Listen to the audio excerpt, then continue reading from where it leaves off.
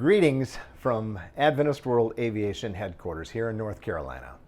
I'm Pastor Rick Swanningson, President and CEO for Adventist World Aviation. Well, the end of wintertime is finally in sight. And while the weather in many regions of the world is cold and dreary, we here at AWA are dedicated to warming the hearts with the love of Christ. In one of the coldest regions of the world, the frozen tundra of Alaska, AWA missionary Jim Kincaid is reaching out to remote villages.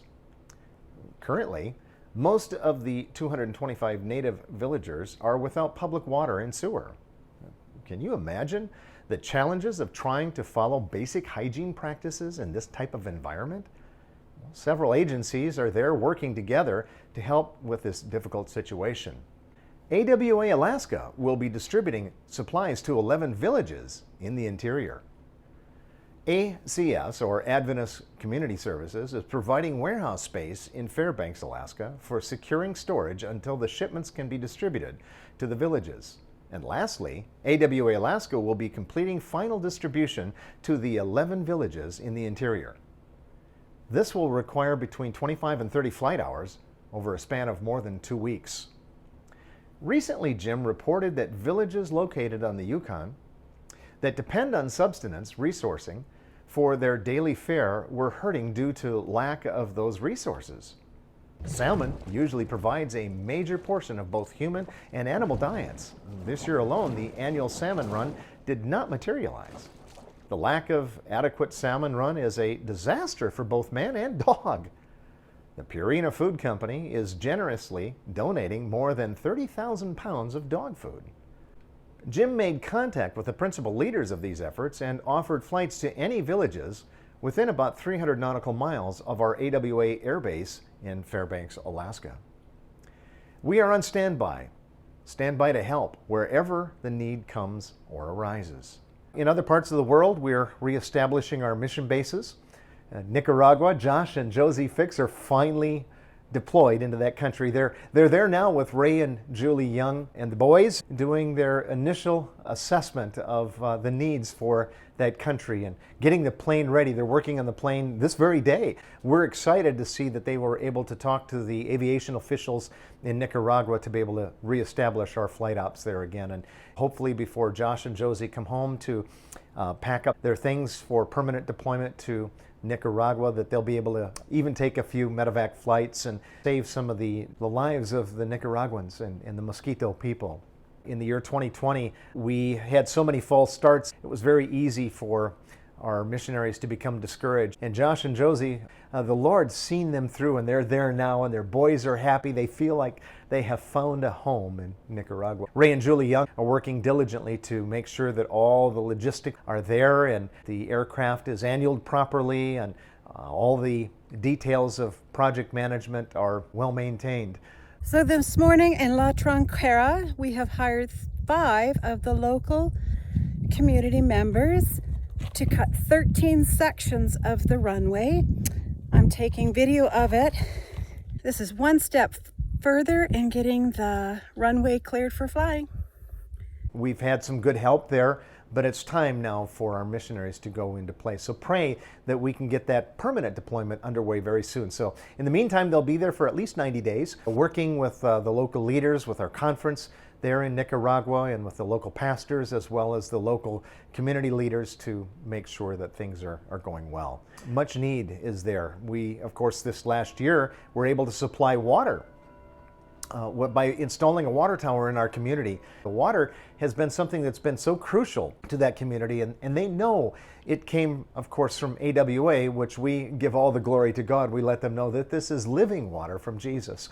Water is a very necessity of life that keeps us going, but Jesus is our life giver. And so they recognize the Christian aspect of the water in the water tower that we were able to build and provide for them. Over years, we've worked very hard to get to this point, and so Josh and Josie are there now, making sure as that process continues. We also had a Christmas fund project that went forward to buy food for those that are less fortunate, that can't provide for their families. And so we've delivered food to them, and they're in the process of working on that as well. So much is needed there, much is going on, and we're so grateful that God has delivered finally our missionaries to that project, so pray for them. In Guyana, we were able to send our Executive Vice President, Bruce and Monique Wilkerson, to Guyana. They spent a couple of months there and reestablished our relationships there and fed some of the hungry there as well. We have new missionaries that are in preparation to go to Guyana. The RUNNE family are preparing their work right now, and we're praying for them. Hello, we're the RUNNE family. My name is Caleb. My name is Glenda. I'm Jordana. I'm Enoch. We wanted to tell you a little bit about how we decided to go into foreign missions. When Glenn and I were getting to know each other, we had talked about going to the missionary field. That's one of the things that attracted us to one another.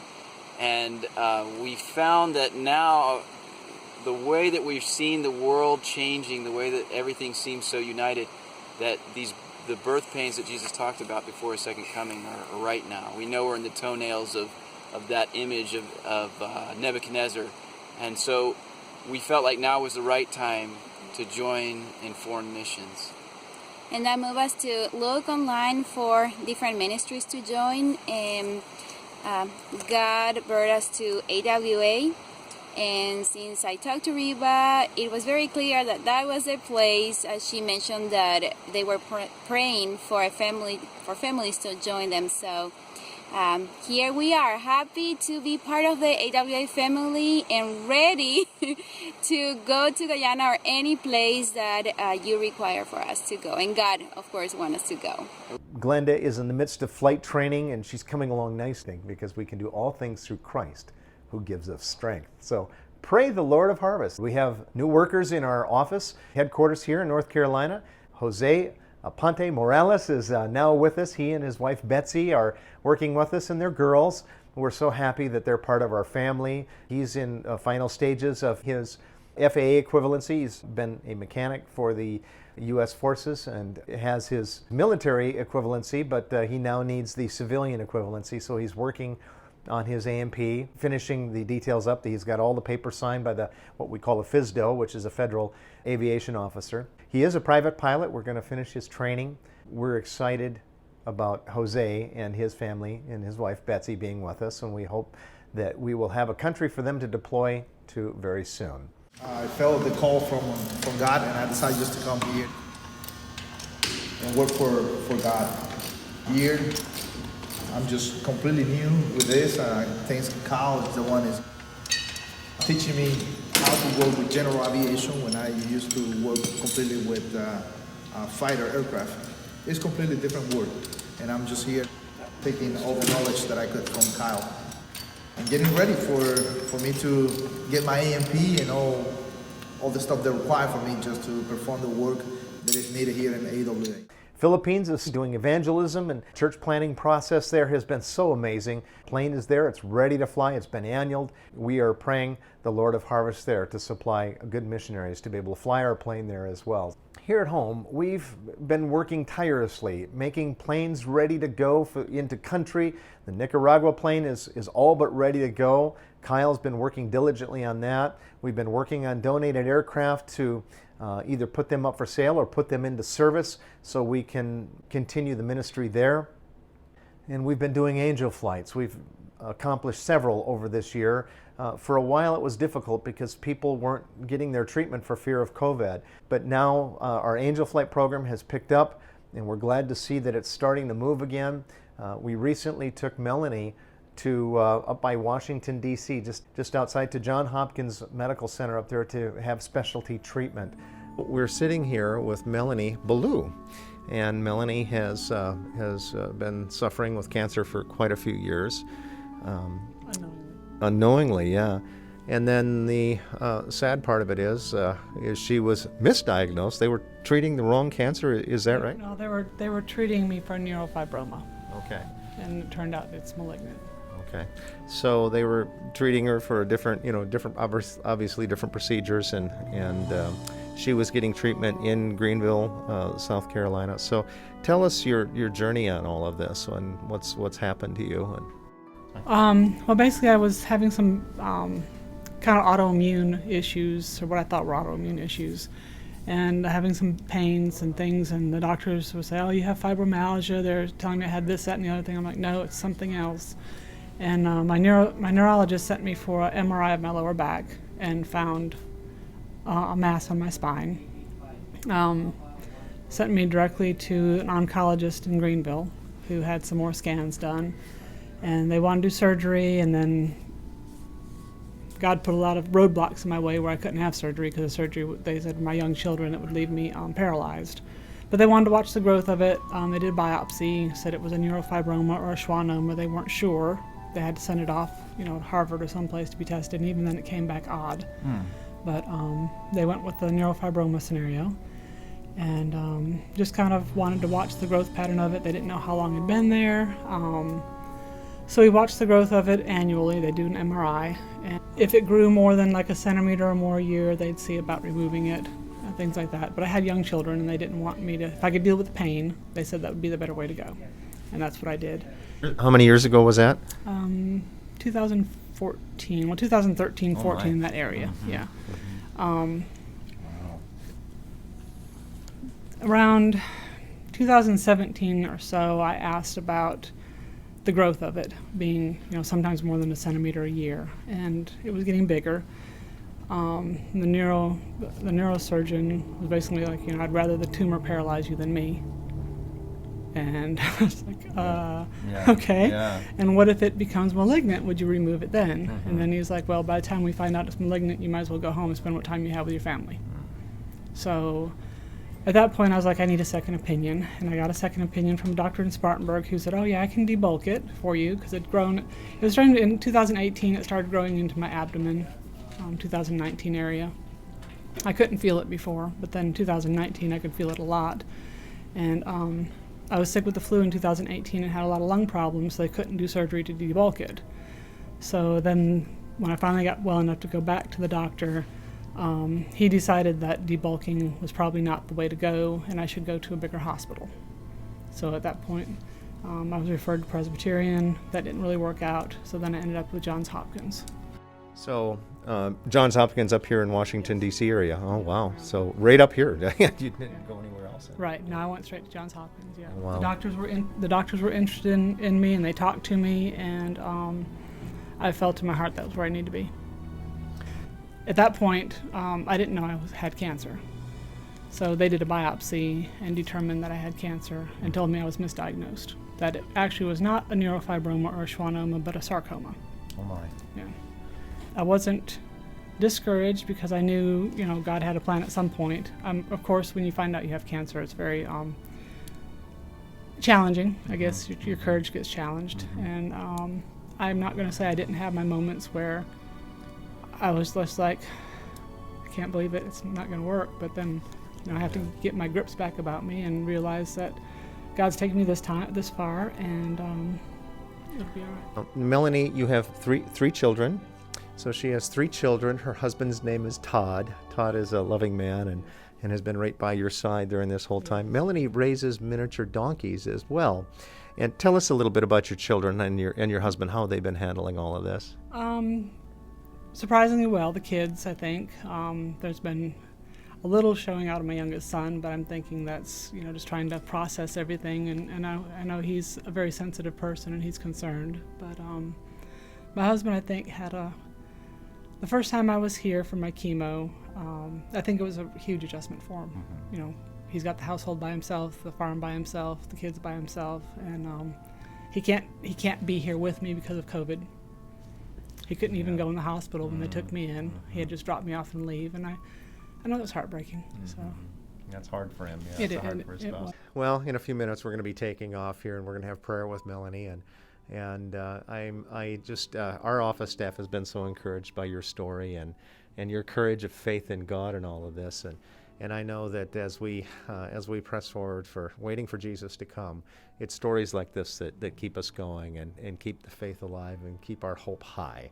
And so can we pray with you right now? Yeah, let's pray together. Okay, we're going to pray. Father in heaven, we want to thank you for all that you do for us. We're going to pray that you bless our journey now as we load up into the plane and take Okay, pre-flight's done. Check. Seatbelts. Seatbelts are on. Melanie, you know how to get in and out of your seatbelt? Yes. Okay. Clear. All right, and we have oil pressure. Check. Awesome. And we are ready for getting our clearance here. And so we're praying for Melanie and her family that all goes well and that she can continue with her treatments and hopefully find some sort of cure to the cancer that she has. So that's where Adventist World Aviation and other angel flight organizations come in. We can take a flight at no burden to the patient. We can get them up there in a matter of hours as opposed to 8 or 10 or 12 or even sometimes 15 hours of driving time over a bouncy road swaying back and forth. It's better to have a quick flight than it is to have a long bumpy ride on roads when you're sick. We have our school in Tennessee and Chris Adams Flight Academy. We have one student enrolled there now. So Stephen Ledger and his fiancée Sasha are very excited to be missionaries with Adventist World Aviation. Currently, Stephen is in training at Chris Adams Flight Academy, and he's asking for your prayers. He's coming right along. He's doing a great job, and they're very excited to go into the mission field. They're looking to get married here soon, so Stephen is asking for your prayers. We've got a lot of exciting things happening inside of Adventist World Aviation. It literally takes $365 to take an average flight in third world countries and even here in the United States. But with $365, we can accomplish a life-saving flight, and it can affect a life not just here on this earth, but for all eternity. Our missionaries need your support. Our projects need your support. The aircraft certainly need support. Aircraft are kind of expensive, but more importantly, they're priceless when it comes to saving a life. Pray that the Lord of Harvest will produce those necessary flights and the harvest funding to be able to get that done. Because when you compare maybe even a $1,000 trip to a life, is it worth it? You say, well, yeah, we can take a boat ride for $30. It's going to cost you $1,000 to do a life flight, but yeah, a boat ride you'll die, but a flight can save your life. Our flights are very necessary and very crucial. Same thing up in Alaska. 1 hour flight, or even sometimes a 15-minute flight. I remember when I was up there, I would travel back and forth from one small village to another. It was only 15 miles apart, 15 nautical miles. And we were flying supplies and fuel and different things back and forth. It sometimes takes hours to get 15 miles. In fact, if you remember on foot, the average journey for somebody that was able to make a journey over a countryside with relatively flat terrain, 20 miles was the daily average of what you could accomplish. So a 15-mile journey can mean a lot. 3, 4, 5, 10 minutes later, you can be there in an aircraft with much needed supplies for communities, even in our homeland, places like Alaska. In Canada, we have our Canadian float plane now in place, and we have a pilot up there. Brian is volunteering his time and resources. He's helping us. He's getting some remuneration to make that happen, because nothing happens for free in colder regions of this world. So we're grateful for Brian and God providing us a way to make that happen. So our Ontario conference plane is up there now, and we're having some logistic issues that we have to work through to make sure that we're registered properly up there. But we've already started doing some minor flight operations up, and we hope that this year will become a very busy year in Ontario, Canada, serving the same type of needs that we serve in Alaska, helping the Indigenous peoples in Canada, and as well as helping our church get the work done. Friends, Jesus is coming again soon. There's no doubt. We live in the last days with famines and pestilence. Oh my goodness, wars and rumors of wars and political upheaval. It has been a very discouraging year in many ways. We have a work to do, and that work is to prepare the people of this earth to be ready for Jesus coming, because it's nice to save a life here, and we certainly want to live as long as we can, but the most important thing is to save a life for eternity. If you can save a life for eternity, now you've made an impact. If you can change somebody's perspective on life, and if you can change their lives. And so that's what we try to do at Adventist World Aviation. I'm an evangelist. I've traveled this world over, and I've preached in I don't know how many different countries, over 20 where I've worked in, and probably 35 different countries where I've actually done some Bible work or leg work, but I've held many series of meetings over the years. I'm used to seeing, when I was in India, we'd see baptisms by the thousands, and we'd see souls converted and coming over to Christ and coming to a better way of life by the thousands. And with Adventist World Aviation, it doesn't happen quite that way. We save the world one person at a time, one life at a time. And while evangelism is important, saving the individual is where it's at, because when Jesus said, "He that is holy, let him be holy still. He that is filthy, let him be filthy still," he was talking about individual decisions, that one person will have made the decisions either for or against God. And once that last decision is made, that's when Jesus will come. And it's not done by the masses, it's done by the individual. Decisions are made individually with one soul at a time. If you think of yourself as being one of the souls that have been won for Christ's kingdom, and I hope and pray that you are, but would Jesus spend his time for you? And the answer to that question is, of course, yes, he would. I'm so grateful when I think about it, because we all have a tendency to, our world kind of centers around our own self. Jesus said, love your neighbor as yourself. And I think he gave us that example so we would have an understanding of how important we are to him. We are certainly important to ourselves, but Jesus holds you in the same love, and even more. If you can imagine that, he loves you more than you love yourself. And he says to love our neighbors as ourselves. So the individual, wow, the individual is so important. So pray for us as we reach these people one soul at a time. As a result of that, we've been able to build churches and do church plants, and then the evangelism happens. And even at Adventist World Aviation, we've been able to participate in worldwide evangelism where, yes, hundreds of souls have surrendered their life to Christ and live a better life as a result of that.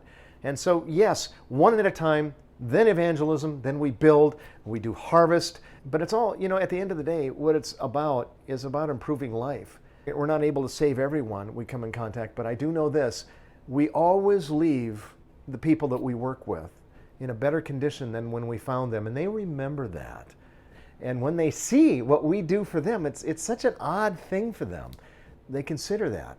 And many say, I want to know more about this Jesus that made you change your life, because we all have a testimony where we were also selfish in our life, but when Jesus finds his way into our heart, we become less interested in what's going on internally in us and more interested in helping others. So one by one, that's what we here at Adventist World Aviation do.